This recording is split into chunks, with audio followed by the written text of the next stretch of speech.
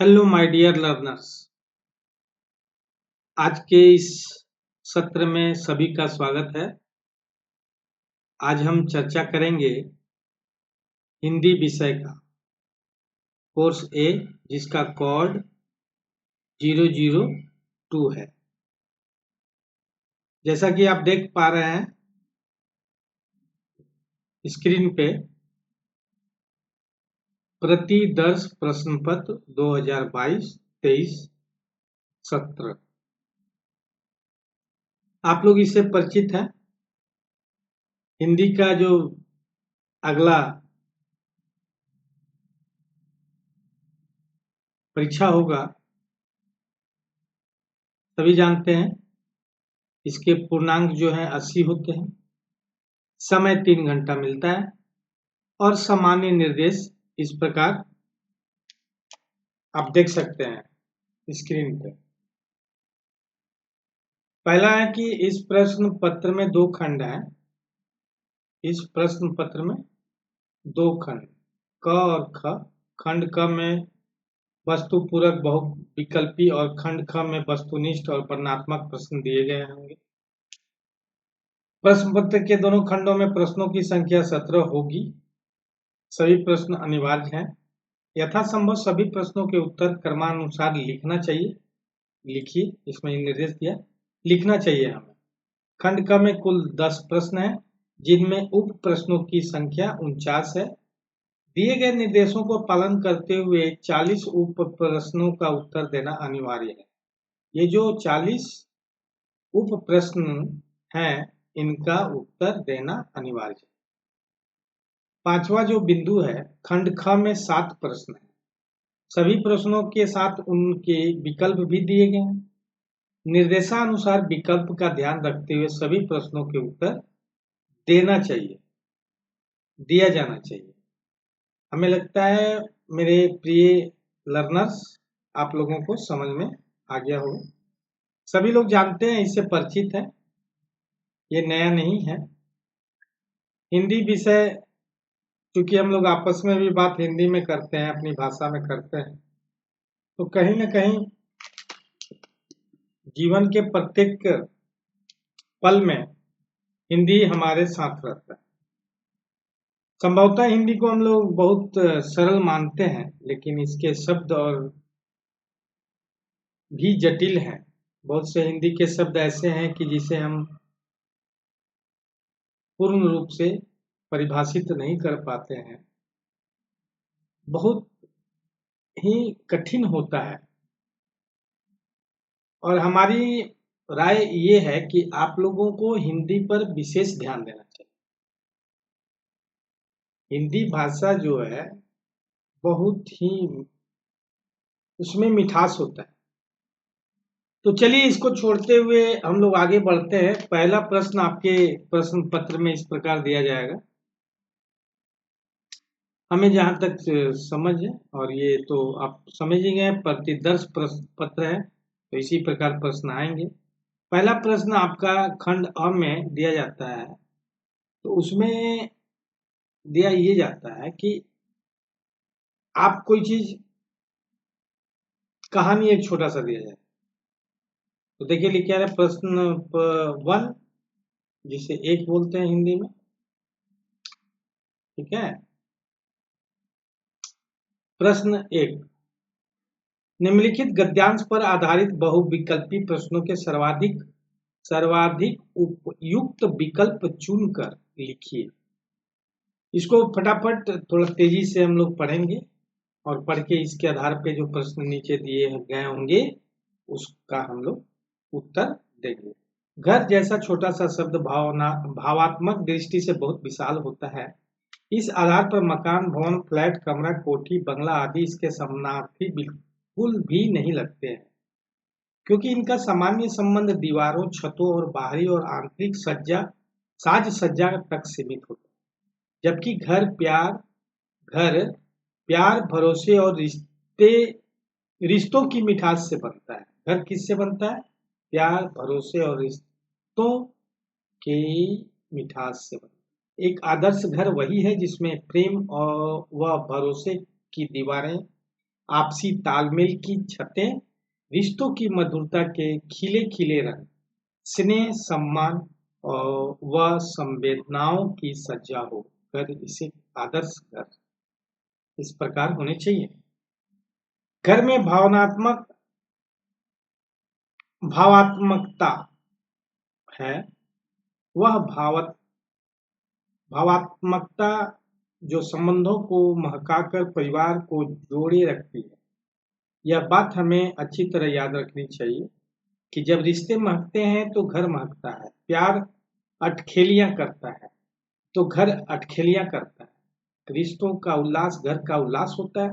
इसलिए रिश्ते हैं तो घर है, और रिश्ते के बीच बहता प्रेम घर की नींव है। यह नींव जितनी मजबूत होगी घर उतना ही मजबूत होगा। न जाने क्यों आज का मनुष्य संवेदनाओं से दूर होता जा रहा है। उनके मन की कोमलता कठोरता में बदलती जा रही है।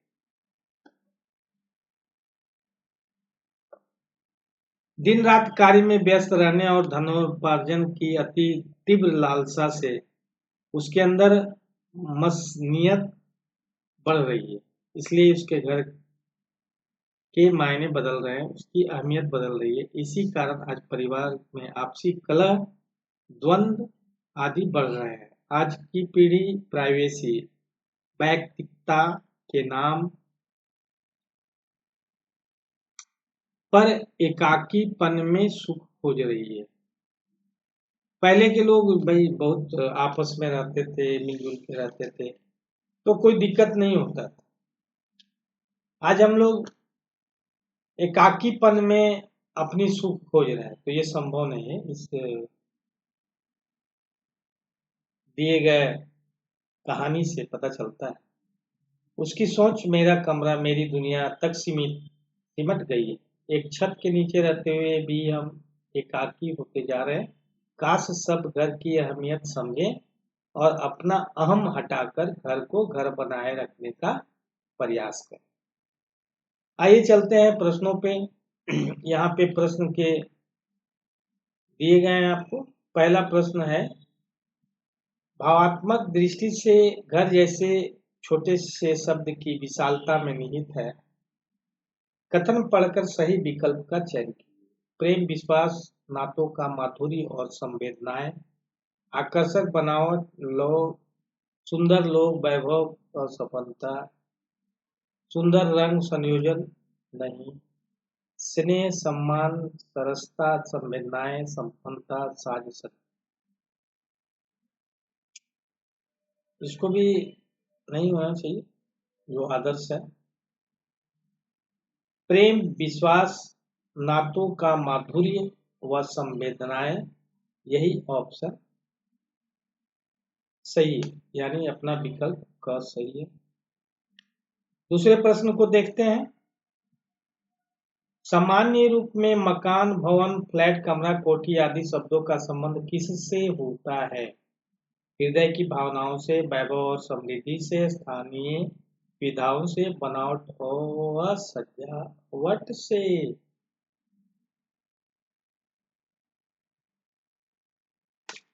हम चलेंगे इसका ऑप्शन जो दिया गया है, विकल्प जो दिए गए हैं वो घम, बनावट और सजावट से। तीसरा प्रश्न इसमें है, आज की पीढ़ी को सुख किसमें दिखाई दे रहा है? निजी जीवन और एकांतिकता में। यही प्रश्न का उत्तर होगा क, निजी जीवन और एकांतिकता का इसका उत्तर होगा। चौथा का देखते हैं, गद्यांश में प्रेम को घर का क्या मतलब है? भरोसा होना चाहिए। चार का आधार, आभूषण नहीं, भरोसा, उल्लास नहीं, आधार। गद्यांश में प्रेम को घर का क्या बताया गया? आधार बताया गया। चले आगे। पांचवा प्रश्न आपके स्क्रीन पे मेरे प्रिय लर्नर्स, शिक्षार्थीगण, कथन ए और कथन आर को पढ़कर उपयुक्त विकल्प चुनिए। कथन ए, आदमी के अंदर संवेदनाओं की जगह मसनियत बढ़ती जा रही है। आर, व्यस्तता और अर्थोपार्जन की अति महत्वाकांक्षा ने उसे यहाँ तक पहुंचा दिया है। क ख ग घ, यहाँ पे 4 विकल्प दिए गए हैं। कथन ए गलत, किंतु कथन ये सही है, लेकिन ऑप्शन कथन ए और कथन कारण आर दोनों ही गलत, ये भी गलत है।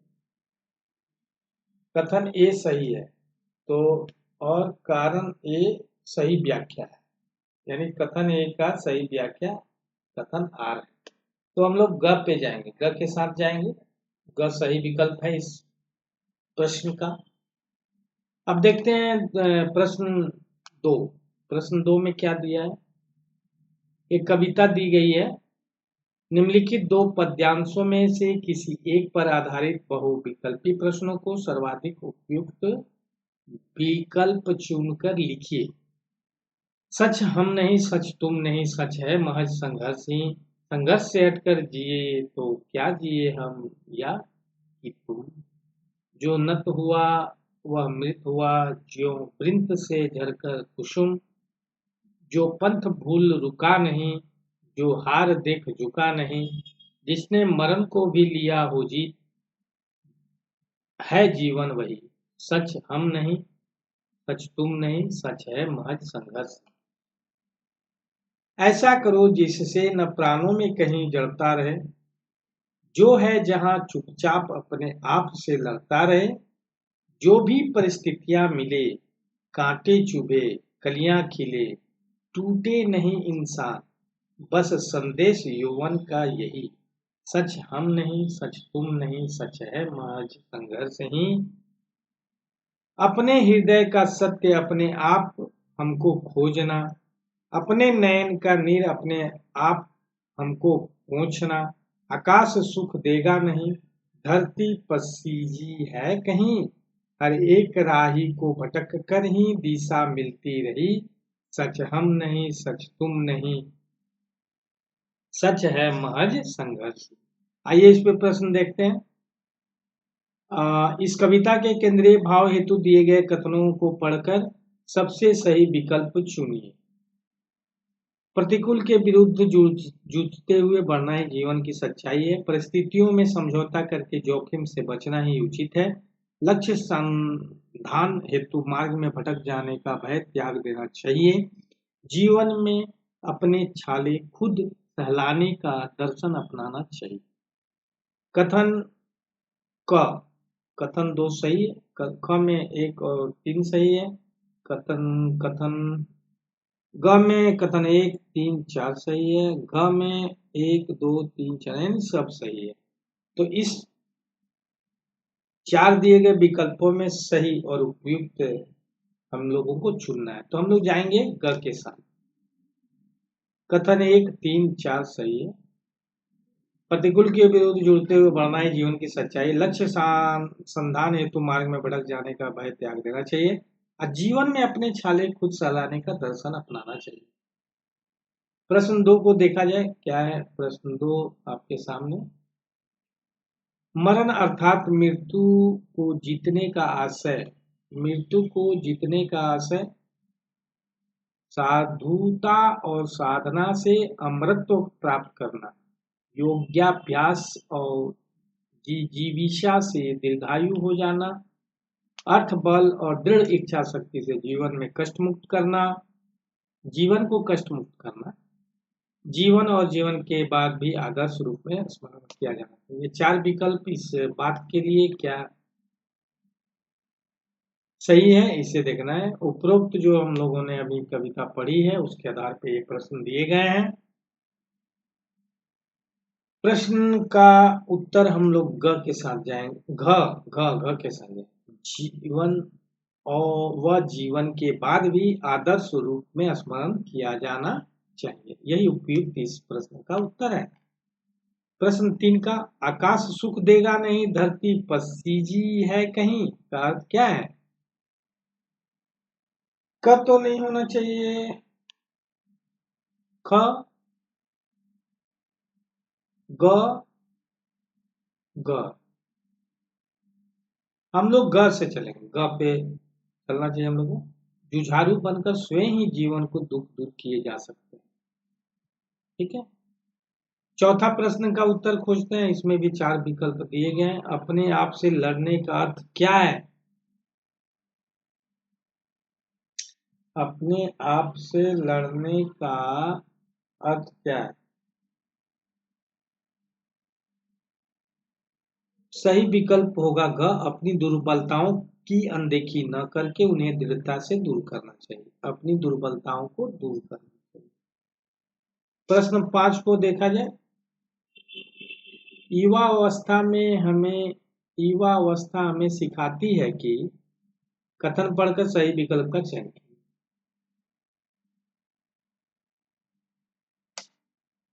स्वयं का चैतन्य गतिशील, आत्म आलोचक और आशावादी बनाए रखें। सजग रहें। जीवन में कभी कठिनाई परिस्थितियां उत्पन्न ही ना होने दें, ये तो दूर नहीं होना चाहिए।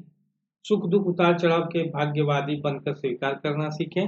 प्रतिकूल परिस्थितियों को आगे घुटने न टेकें बिल्कुल, बल्कि दो दो हाथ।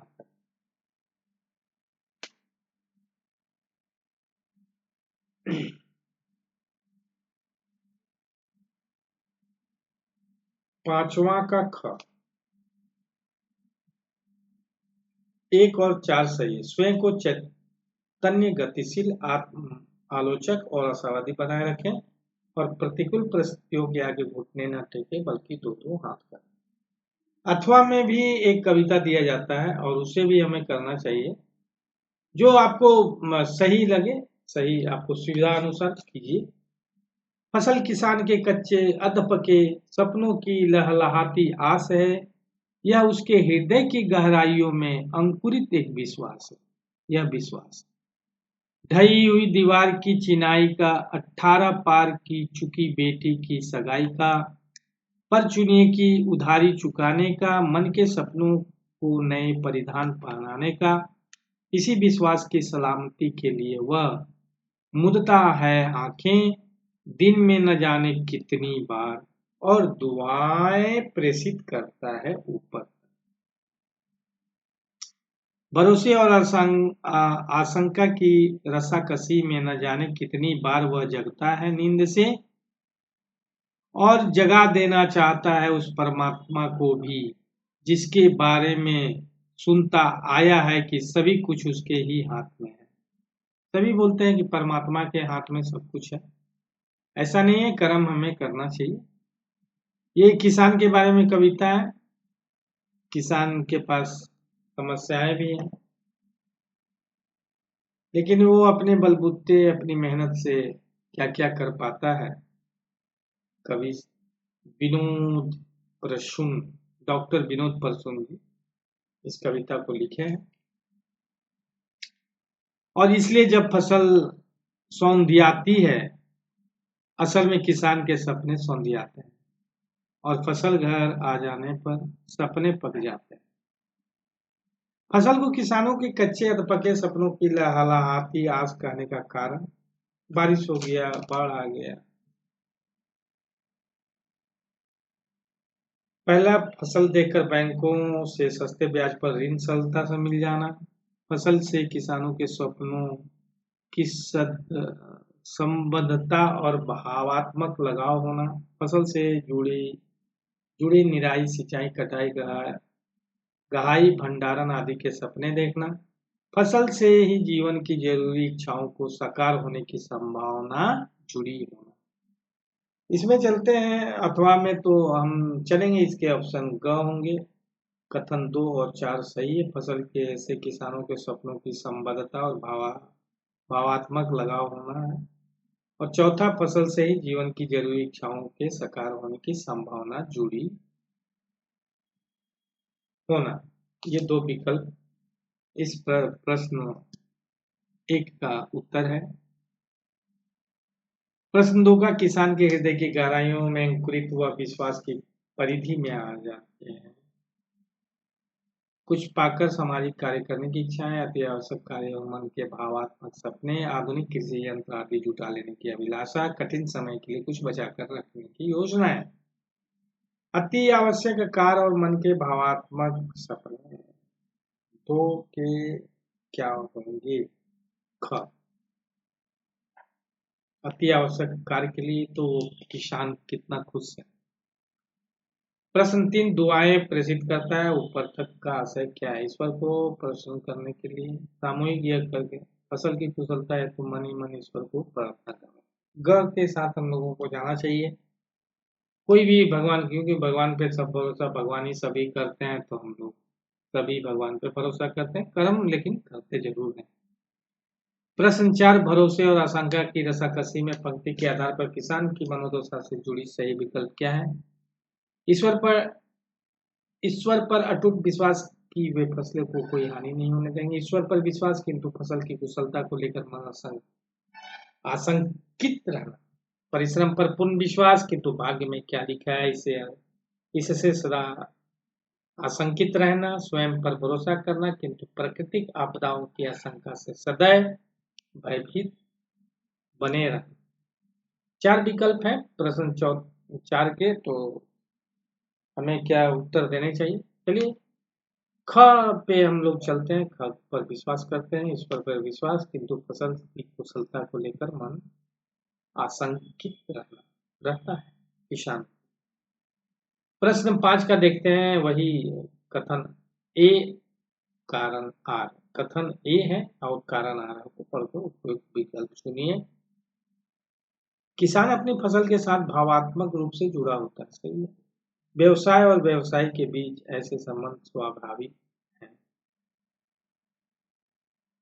हमें इसके साथ जाना चाहिए कि कथन ए सही है किंतु कारण आर कथन ए का सही व्याख्या नहीं है।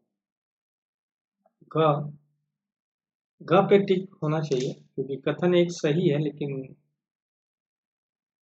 कारण सही नहीं है। प्रश्न 3 पे आते हैं। निर्देशानुसार रचना के आधार पर वाक्य भेद पर आधारित 5 बहुविकल्पित प्रश्नों में से किन्हीं 4 प्रश्नों के उत्तर दें। न तो तुम वहां जा सके, न ही मैं का सरल वाक्य क्या होगा? इसके सरल वाक्य कैसे बनेंगे बताइए।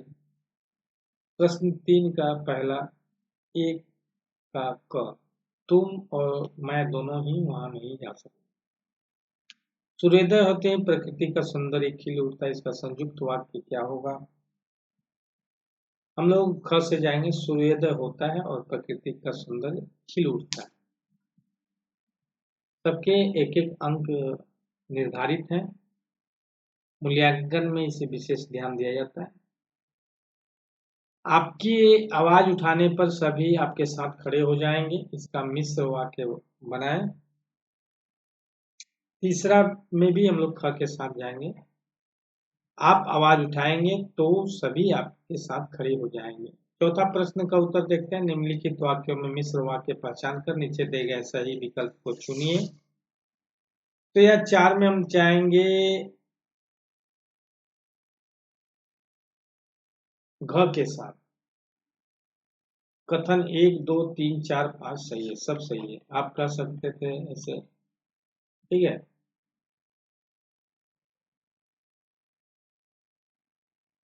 पांचवा प्रश्न देखते हैं, इसमें मिलान करना है और कॉलम 1 और कॉलम 2 के साथ सुमेलित कीजिए और सही विकल्प चुनकर लिखिए। बिल्ली आई और दूध पी गई, क्या होगा? तो हम लोग चलते हैं 1 का 2, 2 का 3 और 3 का 1, 3 का 1, 1 का 2, 2 का 3। तो ख ही इसका उत्तर होना चाहिए। 5 का ख विकल्प सही है इसका। प्रश्न 4 को देखते हैं, ये भी बहुविकल्पिक नहीं। मेरे प्रिय लर्नर्स, प्रश्नों को ऐसे ही दिया जाएगा क्योंकि आगे हिंदी का ही विषय का ही परीक्षा होना है। आइए प्रश्न 4 में क्या बोलता है? निर्देशानुसार वाच्य पर आधारित 5 बहुविकल्पी प्रश्नों में से किन्हीं 4 पर प्रश्नों को उत्तर दीजिए। 4 ही देना है, सब में एक एक अंक दिए गए। चलिए, ये दिखाई दे रहा होगा आपको, ये सारे चीज दिखाई दे रहे होंगे और सही सुमेलित करके हमें उत्तर देना है। तो प्रश्न 4 का पहला का क, प्रश्न 4 का 2 का देखा जाए, 2 4 2 का क्या होगा? प्रश्न 1 का तो हो गया ना, ये कॉलम 1 2 दिया है, सुमेलित करके हम लोग को सही उत्तर लिखना है। 1 का 2, 2 का 1, 1 का 1, एक अंक इसमें मिल जाएंगे हमें अगर सही से सुमेलित। और प्रश्न का उत्तर क्या होगा? क। प्रश्न 2 का, इनमें कर्मवाच्य उदाहरण है। ये उदाहरण 4 दिए गए हैं, इसमें कर्मवाच्य का उदाहरण कौन है, ये हमें चुनना है। ये होगा ख, रवीना से गजल नहीं गाई गई। इनमें कृतवाच्य का उदाहरण दीजिए। प्रश्न 3 में क्या है? तो इसका होगा चलो अब घर चले।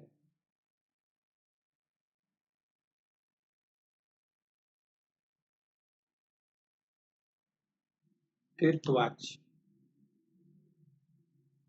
चौथा का, दादी जी पढ़ नहीं सकती, इसका भाववाच्य होगा क्या? 4 विकल्प इसके भी दिए गए हैं, एक क ख ग घ। तो ग के साथ जाना चाहिए हम लोग, दादी जी से पढ़ा नहीं जा सकता।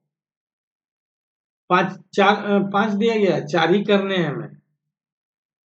बिना सहारे बूढ़ी माँ अब चला नहीं जाता, बिना सहारे बूढ़ी माँ से अब चला नहीं जाता, इसका कृत्यवाच्य होगा क्या?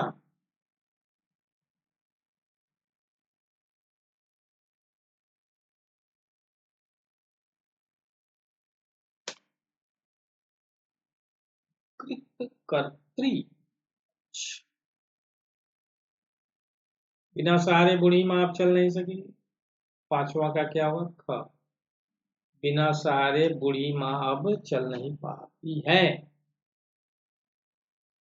प्रश्न 5, निर्देशानुसार पद परिचय पर आधारित 5 बहुविकल्पी प्रश्नों में से किन्हीं 4 का, इसमें भी 4 ही करना है, 5 दिए गए हैं। पहला का उत्तर होगा क, दूसरा का उत्तर होगा क, तीसरा का उत्तर होगा ख, सार्वनामिक विशेषण, तीसरा का ख, चौथा का ख का कर्मक क्रिया, कर्मपान, सामान्य, भूतकाल, कर्तृवाच्य, कर्तृवाच्य। 5वां का ग, 5वां का। कुछ लड़के बाहर खेल रहे हैं और चाय में कुछ पड़ा है, दोनों वाक्यों को कुछ का सामान्य पद परिचय होगा। पहला, कुछ अनिश्चित संख्यावाचक विशेषण, दूसरा कुछ अनिश्चयवाचक सर्वनाम। प्रश्न 6 में भी इसी तरह से हम लोगों को देखना है और इस तरह से उत्तर देने हैं।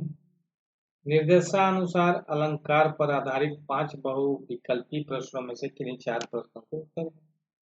अर्थ बिना कब पूर्ण है शब्द सकल जग काज, अर्थ अगर आ जाए तो ठाट बाट औज राज। इस दोहे में प्रयुक्त अलंकार कौन सा है? पहला का क्या हो? क, क्लेश। कैसे कुलसित प्राण हो गए, मानो मन पाषाण हो गए, इन काव्य पंक्तियों में प्रयुक्त अलंकार है ख, उत्प्रेक्षा। इधर उठाया धनुष क्रोध में और चढ़ाया उस पर बाण, धरा सिंधु नभ कांपे सहसा विकल हुए जीव के प्राण। इन काव्य पंक्तियों में प्रयुक्त अलंकार है घ, अतिशयोक्ति। चौथा का, एक दिवस सूरज ने सोची छुट्टी ले लेने की बात, सोचा कुछ पल सुकून मिलेगा, चलने दो धरती पर रात। इनका पंक्तियों में प्रयुक्त अलंकार है ख कि ग? ग मानवीकरण। अब अंतिम 5 दिए गए हैं, 4 ही करने हैं मेरे प्रिय लर्नर। मेरे प्रिय लर्नर्स 5 दिए गए हैं, 4 ही कर। कहती हुई यूं उत्तरा के नेत्र जल से भर गए, हिम कणों से पूर्ण मानो हो गए पंकज नए। इन काव्य पंक्तियों में प्रयुक्त अलंकार क्या है? 5 का उत्प्रेक्षा। इसी तरह से प्रश्न पूछे जाएंगे और इसी तरह से अब प्रश्न 7 में भी आधारित पठित गद्यांश पर आधारित है। कुछ नहीं पूछ पाए हालदार साहब, कुछ पल चुपचाप खड़े रहे, फिर पान के पैसे चुकाकर जीप में आप बैठ गए, रवाना हो गए। बार बार सोचते क्या होगा इस कौम को जो अपने ही देश की खातिर घर गृहस्थी जवानी जिंदगी सब कुछ होम देने वालों पर भी हंसती है, अपने लिए बिकने के मौके ढूंढती है। कुछ दुखी हो गए, 15 दिन बाद फिर उसी कस्बे में गुजरे। कस्बे में घुसने से पहले ख्याल आया कि कस्बे के हृदय स्थली में सुभाष की प्रतिमा अवश्य ही प्रतिष्ठापित होगी, लेकिन सुभाष की आंखों पर चश्मा नहीं होगा क्योंकि मास्टर बनना भूल गया। पर कैप्टन मर गया। सोचा आज वहां रुकेंगे नहीं, पान भी नहीं खाएंगे, मूर्ति की तरफ देखेंगे भी नहीं, सीधे निकल जाएंगे। ड्राइवर से कह दिया चौराहे पर रुकना नहीं, आज बहुत काम है, पान आगे कहीं खा लेंगे। लेकिन आदत से मजबूर आंखें चौराहे आते ही मूर्ति की तरफ उठ गई। कुछ ऐसा देखा कि चीखे रोको। जीप स्पीड में थी, ड्राइवर ने जोर से ब्रेक मारे। रास्ता चलते लोग देखने लगे, जीप रुकते न रुकते हालदार साहब जीप से कूदकर तेज तेज कदमों से मूर्ति की तरफ लपके और ठीक सामने जाकर अटेंशन में खड़े हो गए। मूर्ति की आंखों पर सरकंडे से बना छोटा सा चश्मा रखा हुआ था, जैसा बच्चा बना लेते हैं। हालदार साहब भावुक हैं, इतनी सी बात पर उनकी आंखें भर आई। हालदार साहब क्या सोचकर दुखी हो गए पता है? पहला का हाँ। देशभक्तों का मजाक उड़ाने वाली बिकाऊ कौम को देखते, ये जो चश्मा लगा। दूसरे प्रश्न में क्या है? सुभाष चंद्र बोस की मूर्ति की आंखों पर चश्मा नहीं होगा। हालदार साहब ऐसा क्यों सोच रहे थे? ये घ होना चाहिए, 2 का घ कि ग होना चाहिए? ग होना चाहिए। मूर्तिकार मास्टर की भूल और कैप्टन की मृत्यु का कारण। ग। हालदार साहब की आदत से मजबूर आंखों ने क्या किया?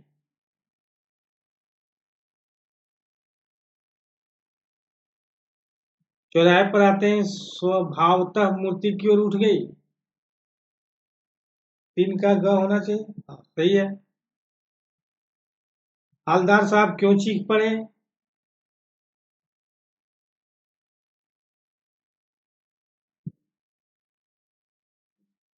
4 का ख, नेताजी की मूर्ति पर सरकंडे का चश्मा लगा देखकर।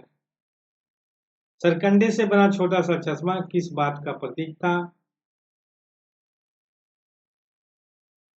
5वां का ग, देशभक्तों के प्रति श्रद्धा और सम्मान। इसी तरह से बहुत सारे प्रश्न आपसे पूछे जाएंगे। हमें आशा है ये सत्र आपको बहुत बहुत सहयोग करेगा और आप अच्छे अंक इसमें अर्जित कर पाएंगे, यही मेरी शुभकामना है। मेरे प्रिय लर्नर्स सभी को मेरी शुभकामनाएं। आप अच्छा से हिंदी विषय का परीक्षा दें और अच्छे अंक से पास हो पूरे परीक्षा का, और हिंदी में बहुत अच्छा अंक प्राप्त करें। सभी को मेरे तरफ से शुभ प्यार। सभी का दिन मंगलमय हो।